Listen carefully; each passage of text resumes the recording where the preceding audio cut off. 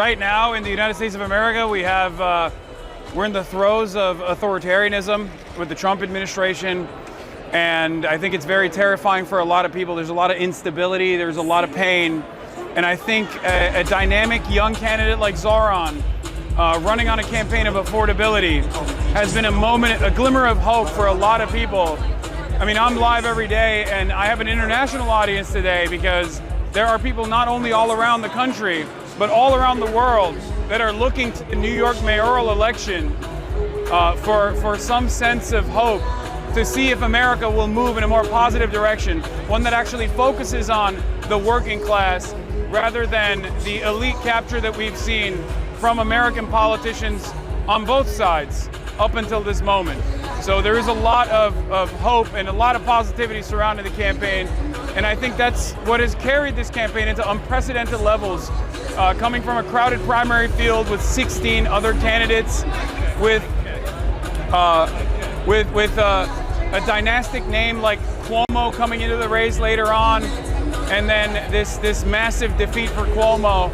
Hopefully that enthusiasm that carried into the general is something that a lot of people are paying close attention to. Both people that are looking for a sense of hope, but a lot of very wealthy, very powerful people are also paying close attention to this campaign and how it turns out, what the results look like tonight. And how do you think, what could like a German left wing learn from Zohran's campaign? Focusing on the material harms that everyday workers are struggling with should be the primary focus of any serious left candidacy, any serious left flank party, whether it be, I think it's Die Linke, right? Whether it be Die Linke or any other party, they must have an uncompromising focus on affordability.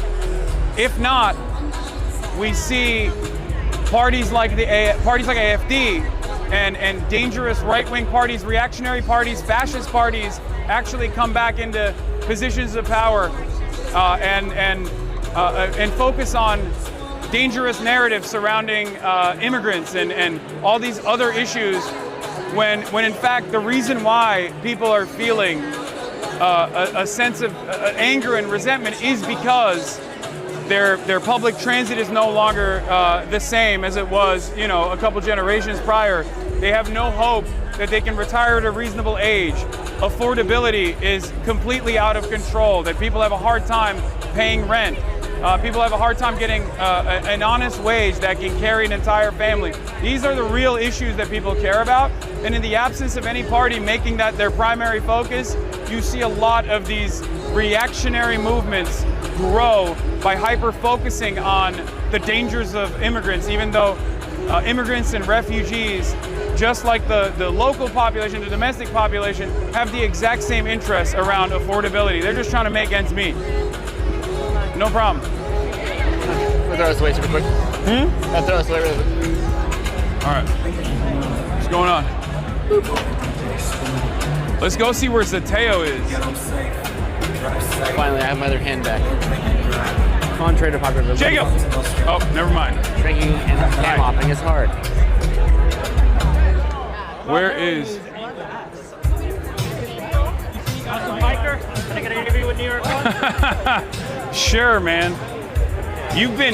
Every time I see you upgrade. Like, yeah, this dude, he was at Astoria with like a hand cam at the rally with the... Wait, you want me to hold it? I'm holding it. You're holding it. Okay, got it. What's up? Introduce yourself. I'm Hasan Piker. All right, spell your name. HasanPiker. All right, Hasan Piker, thanks for talking to us at New York One. Tell us what brings you to the Zohran rally and your thoughts on the race here in New York. Well, I'm here just like everybody else. I'm here to see whether or not Zohran Mamdani pulls through and becomes the next mayor of New York. As a member of the media, that's what I'm here to do. Okay, you're a streamer. Cuomo's used you as a punching bag against Cuomo. What's your thoughts? Yeah, I think he should have probably focused on delivering a discernible platform that would help New Yorkers rather than cry about a random Twitch streamer that happened to do an interview with Zohran Mamdani in the primary when he was polling at 5%. Okay. And what are you feeling today? There's reports that there's been record turnout in this mayoral race. This mayoral race is getting international attention. We see streamers from around the world. We see international media here, local media here. What's your thoughts? I mean, I'm very hopeful. I'm very excited. I'm very nervous. I've been burned before, but it's impossible not to feel a sense of hope for a better tomorrow for the first time in a long time, especially with the way things are going with the Trump administration. I do hope that New Yorkers do the right thing and they voted for Zohran Mamdani for an affordability campaign, for a New York that people can't afford to live in. And what's your thoughts on Trump endorsing Cuomo? That is the least surprising thing that happened in this entire election. I mean, we've been saying it. Zohran's campaign has been saying it. And Andrew Cuomo, until the very last moment, duped a bunch of New York Democrats into believing that he was not in the pocket of Donald Trump. And I think it's very disingenuous, but it's of course expected of Andrew Cuomo. That's the reason why he is the disgraced former governor of New York. And hopefully after tonight, his political career will be over for good. The results are going to come out pretty soon. What do you anticipate with the results? I'm hoping, inshallah, praying for a 55% victory for Zohran Mamdani, but who knows? Who knows what happens? All right, my colleague from the Daily News, you got a question? I have a question. Has Andrew Cuomo seized on your comments a lot during your Twitch streams? Do you regret any of your jokes and is it create a liability for the campaign at all? Do I regret things that I said? Yeah, like any of the I regret jokes things you that I say, and I regret things that I will say in the future as well. I'm a human being, and I'm a Twitch streamer. I'm not a serious political operative by any metric. If Andrew Cuomo decides to present me as some sort of kingmaker, well, he's wrong. I'm just a regular ass dude. But that's probably the reason why I have 70,000 people watching right now, because people want to hear from regular ass dudes as opposed to more buttoned up commentary folk that don't actually represent the interests of everyday citizens. You say you're hoping for a 55% victory tonight? Yeah, that's what I said. I'm saying fingers crossed, inshallah. If he doesn't reach that level, do you think does he not have the mandate that you wish he would have? Oh no, this was a major contest. This was a major contest. Hundreds of millions of dollars dumped. So many hurdles that Zohran had to overcome. So I'm hoping for that, but that doesn't actually spell whether or not he has a popular mandate. I think what shows that he has the people's wishes is that in spite of all of the odds, he came from a lesser known candidate background to defeating a dynastic name in New York politics in Andrew Cuomo in the primaries, and then still had to continue fighting in a crowded field with the President of the United States of America entering the fray, and even potentially talking about removing funds illegally from New York that were previously allocated. A lot of very wealthy and very powerful people are terrified, I think. And it's really interesting because what Zohran Mamdani has represented as an outsider's perspective is a guy who's putting working class people first in his campaign. And the very fact that that is so terrifying that you have the likes of Stephen Miller, Donald Trump, Bill Ackman, Elon Musk, numerous billionaires in the United States of America, this scared, this worried, is really interesting to me. It's like, why are you so antagonistic to offering people some modest change, a crumb of affordability, a modest expansion of already existing social safety nets? Why is this so hard to fathom for so many wealthy people? And I think it's because they want to destroy hope. They want to destroy hope within the working class that a better tomorrow is possible, because they do worry. And I think some members in the media as well play a formative role in this process to make sure that people are fearful that if the working class is united, they might be able to advocate for their own best interests. Could you talk a little bit about what Zohran's victory would mean for the pro-Palestinian movement from your perspective? I think that the pro-Palestinian position was a third rail, an untouchable part of American politics for far too long. And I think that's another reason why a lot of people feel threatened, even though Zohran Mamdani advocated at the time boldly for the majority position.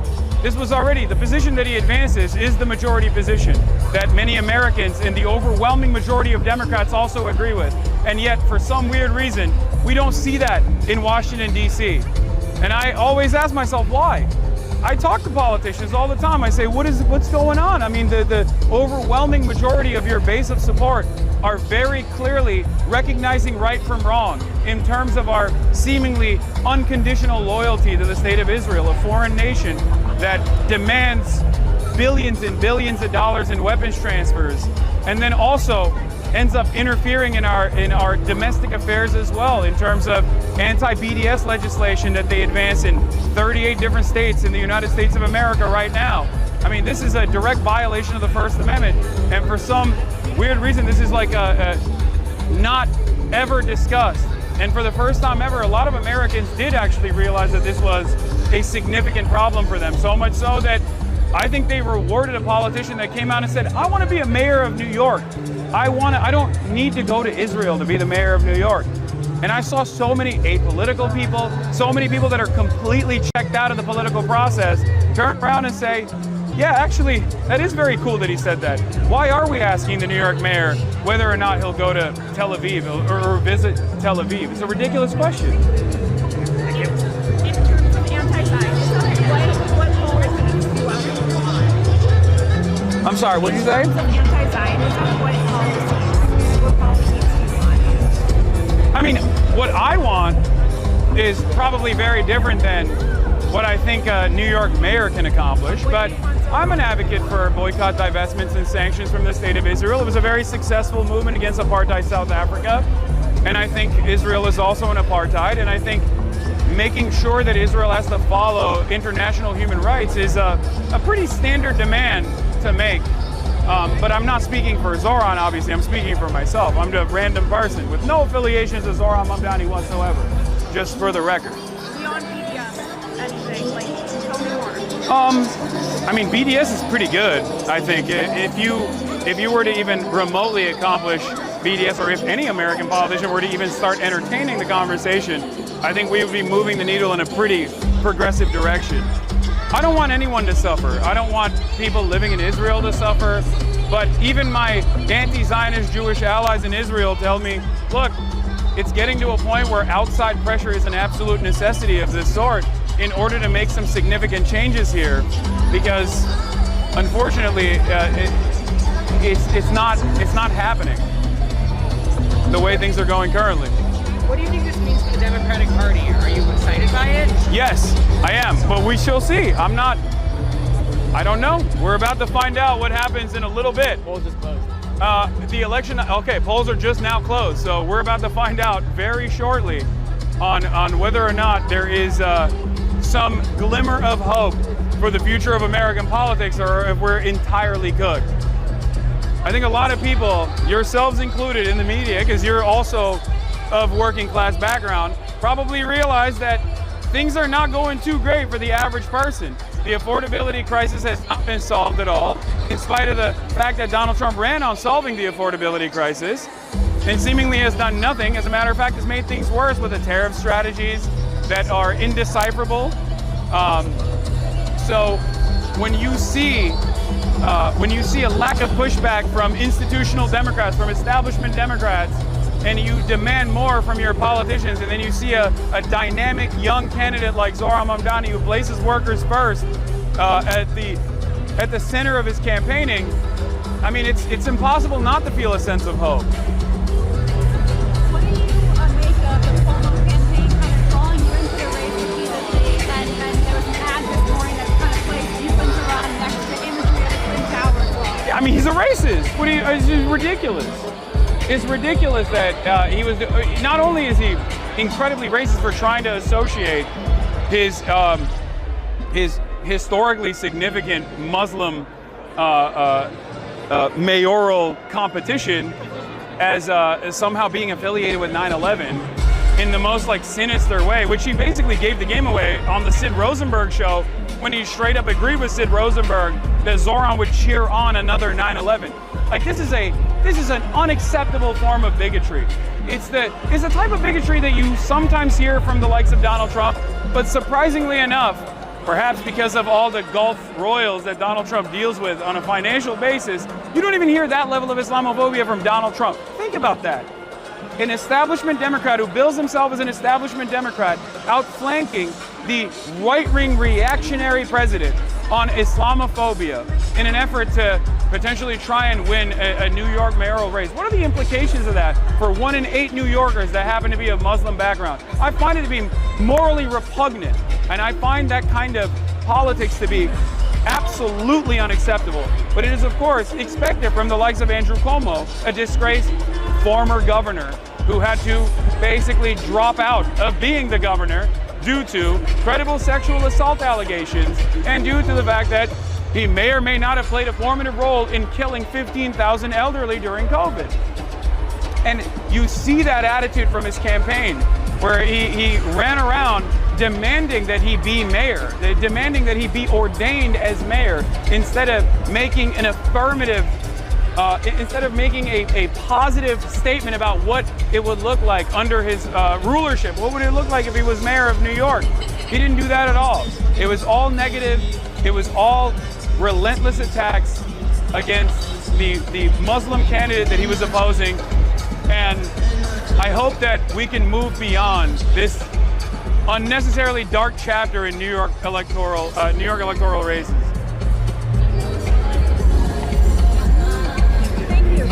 Say hi, Jacob. Oh, what's good, man? How you doing? I'm very familiar with your reporting from when you almost got killed by whistleblowing on what's the guy? I forget his name. Yeah, we're live, by the way, just so you know. Sorry, I'm just letting you know. What does victory for Mamdani mean for the Democrats? It means that Democrats are sick and tired of business as usual politics and status quo politics. They want action, they want change, they want someone to represent the working class, and they want a fighter. That's what they want. It's very obvious that this is something that they're demanding all around the country. This is not just for New York. This is for, I would say, every other local race, every other state race, every other senatorial run. Democratic base of support demands real fighters and demands real change. They want to stop the Trump administration from moving us towards fascism. And hopefully, Zohran, if he wins, will represent that turning point in American politics. How does it feel to be here tonight? It feels electric. There's a lot of media here. I haven't seen the actual campaign volunteers yet, but okay. So far, so good on the early results.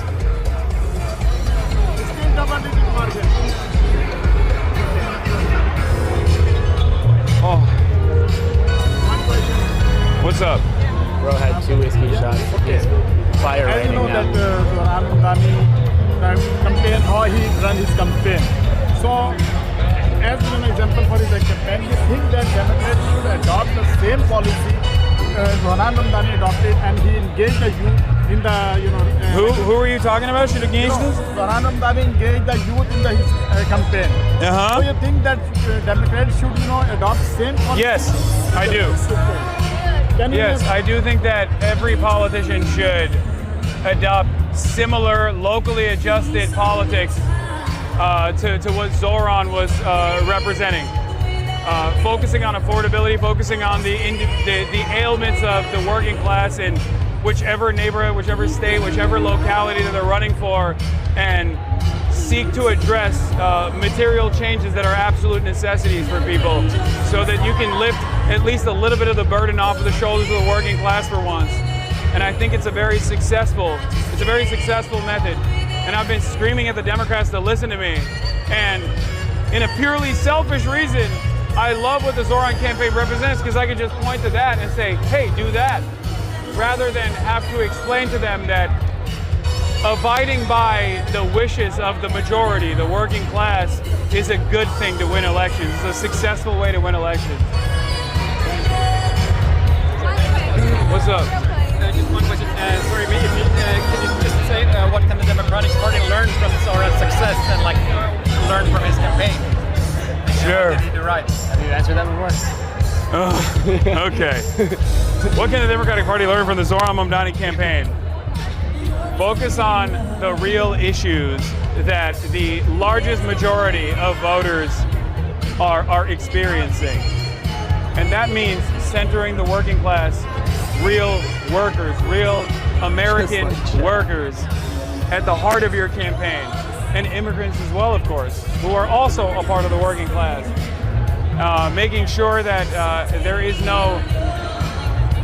no need for unnecessary deviations away from an uncompromising message on affordability. I think that's what he is showing is a method for success. Right. So you were visibly affected by the assassination of Charlie Kirk earlier this year. Yeah. I wanted to hear whether you thought more political violence in this country was an inevitability with the level of polarization we're seeing at the moment. What do you think? Yes, I do think that. You think it's inevitable?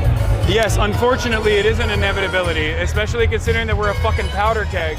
We got more guns than we have people in circulation, and we are getting increasingly crazier and crazier due to AI and due to how much our social media algorithms are tuned up to 11 to ensure hostility. So, yeah, everything is primed in the direction of more violence, unfortunately. And I really do hope that there is some reasonable governance that takes place to try and put an end to it.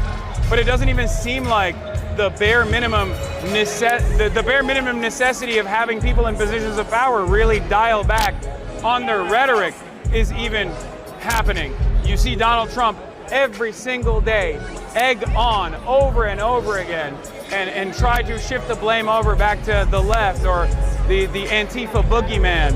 And I don't think that's actually helpful at all. I think it's very damaging to public discourse, and I think it's actually making things far worse. Do you think Democrats and Republicans both have responsibility to tone it down? Point me to a single Democrat that is actually engaging in like seriously violent rhetoric. I'd be shocked. Maybe there are some, not that I know of. At most, you got J. Joe's of Virginia in private correspondence that was heavily publicized. But beyond that, you rarely ever see Democrats engage in this kind of rhetoric with the regular frequency that Republicans do. They entertain violent rhetoric so frequently.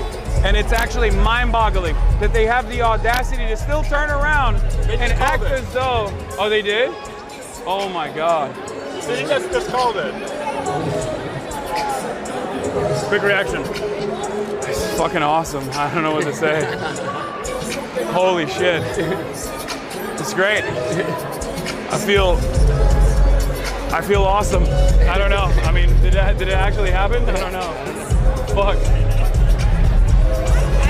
Thank you. What's up? I'm Phineas's friend that gave you guys that question that you guys were like, oh, we broke all the rules for Phineas. Uh-huh. In the podcast. Yeah. Yeah, I'm Izzy. I'm the part of Oh, March. you're the friend. Yeah. This is March is our producer. You're also live on Twitch right now. Oh, shit. What's Yeah. up, Phineas? This is Phineas's friend. I'm covering Who? the immigration court right now in New York. Yeah. So I'm drawing. I'm the only one with eyes on the courtroom, 26th Federal Quadrant. Yeah. Yeah, I gave him that question. And anyway, thanks for breaking all the rules. Well, and, thanks for watching. You're amazing. Thank you. Phineas is dope. I love him. He is. Yeah, he is. He's real. Him and Billy both. They're amazing voices, and I'm so glad that there are people out there that are they're uncompromising when it comes to their values. You know. He's already got it. How do you feel? Ecstatic. What do I want to do? I don't even know. I don't even know what to say. I feel amazing. I just a burden has been lifted off my shoulders. I no longer have to prove that this kind of politics works. I can just point the fucking Zohran. That's how I feel. Whenever Democrats come to me and they say, oh, let's do an autopsy of why this election turned south, why that election turned south, why did the Democrats keep losing? I can just go, that's why. Okay. I love this. Thank you so much. Thank you. I can just ask one more question. How do you think sure. this will impact America at large, like if this victory? How would it change? I think the battle has just begun. It's going to be a very difficult. There are very difficult years ahead in terms of getting even the most modest social democratic reforms in this country. And I do think that the administration, the Trump administration, is going to do everything it can to oppose whatever initiative, no matter how helpful it is to the working class in general, every step of the way. But hopefully there will be a change in the positive direction. Right. What do you think you did right to reach young voters? That's me. Look at that. What's up? What did he do right in terms of reaching young voters, Zohran? It's not just young voters. He reached old voters too. He reached the aunties. He reached the unks. He centered their problems at the heart of his campaign. It's just something that, unfortunately, is not as common as you would assume it is, you know, and especially American politics. It's not common. It's ridiculous. Thank you. All right, no problem. Hi, Louise Taylor, Vanity Fair. Question Hey, for you. what's going on? Ginger and Des called. What? Dami is the winner. Yes. How are you feeling? Adam Green, good to see you again. Yeah, nice to see you again. Yeah, we met with Tank way back in the day. Yeah. Let me do this real quick. I said, Decision Des just called on Dami the winner. How are you feeling? I feel like a big burden has been lifted off my shoulders. Maybe I was a little worried that the 9/11 stuff was sticking, you know? No, I'm kidding. I didn't care about that at all. I don't think that was actually a serious or sincere line of attack. I think it was a failure that demonstrated how extremely online a lot of advisors to Andrew Cuomo were. But the reason why I feel like a burden has been lifted off my shoulders is because now it's going to be much easier to show in a positive way the same method that I have been advocating for years and years, talking to Democrats all the time about like why people lose. Now I can just point to Zohran and say, you got to do that. Because these politicians do respond to electoral victories. And I think Zohran's was a hard-earned electoral victory. Thank you very much. No problem.